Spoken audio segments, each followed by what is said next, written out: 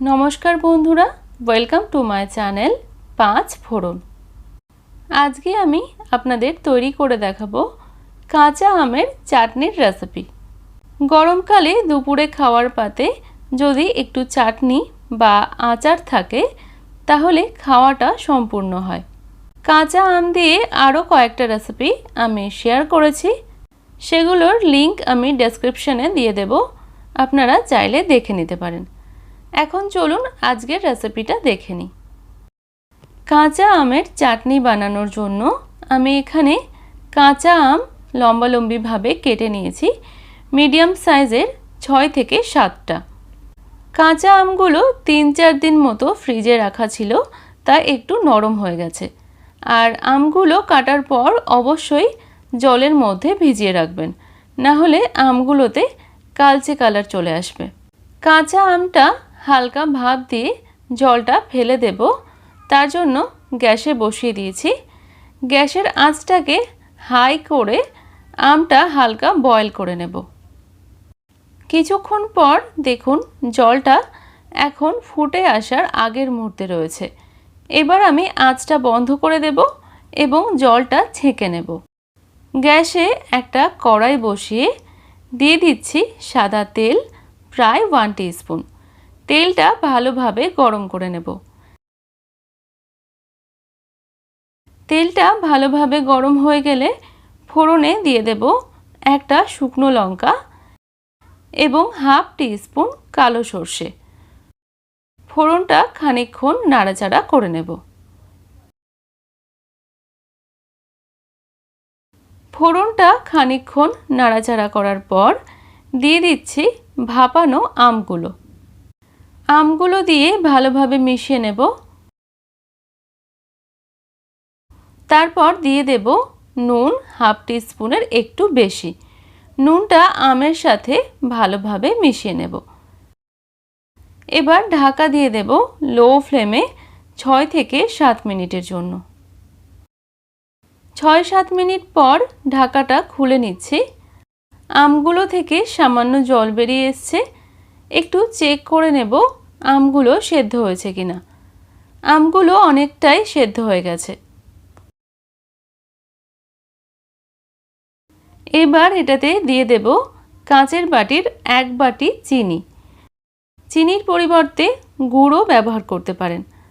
আর অবশ্যই মিষ্টিটা নিজেদের স্বাদ অনুযায়ী বাড়িয়ে বা কমিয়ে নেবেন।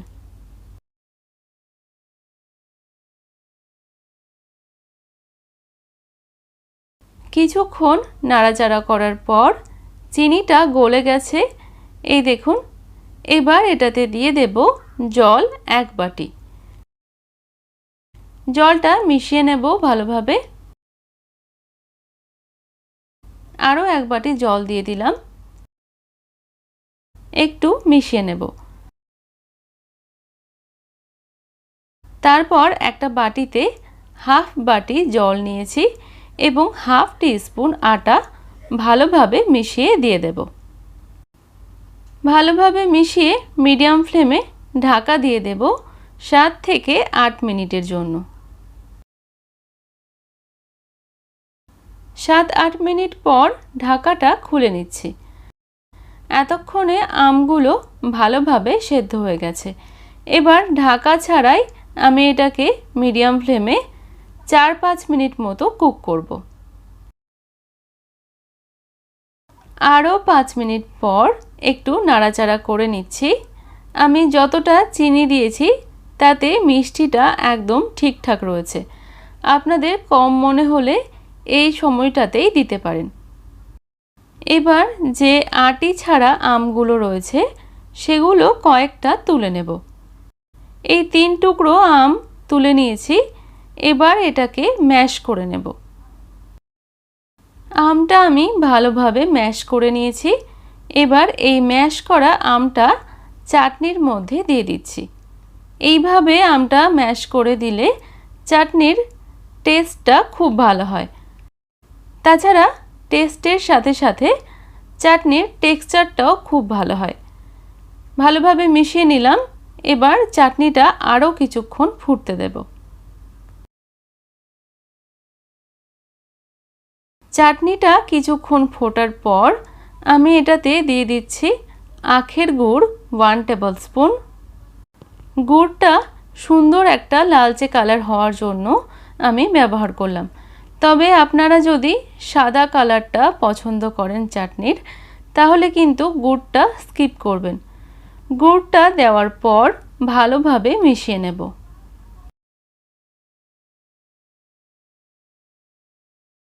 গুড়টা দিয়ে মিশিয়ে নেওয়ার কিছুক্ষণ পর এটাতে দিয়ে দিচ্ছি ঘরে তৈরি ভাজা মশলা প্রায় 1 টিস্পুন। একটু মিশিয়ে নেব। আর একটু ভাজা মশলা লাগবে, তাই আরও 1 চিমটে মতো ভাজা মশলা দিয়ে দিলাম। ভাজা মশলাটা চাটনির সাথে ভালোভাবে মিশিয়ে নেব এবং 1 মিনিট মতো ফুটতে দেব। 1 মিনিট মতো চাটনিটা ফুটিয়ে নিয়েছি। আমের চাটনিটা এখন পুরোপুরি রেডি হয়ে গেছে। এবার আঁচটা আমি বন্ধ করে দেব। রেসিপিটি ভালো লাগলে লাইক, কমেন্ট ও শেয়ার করবেন এবং পাশে থাকবেন। আজকের মতো এই পর্যন্তই। আবার দেখা হবে পরবর্তী রেসিপির সাথে। ভালো থাকবেন, সুস্থ থাকবেন।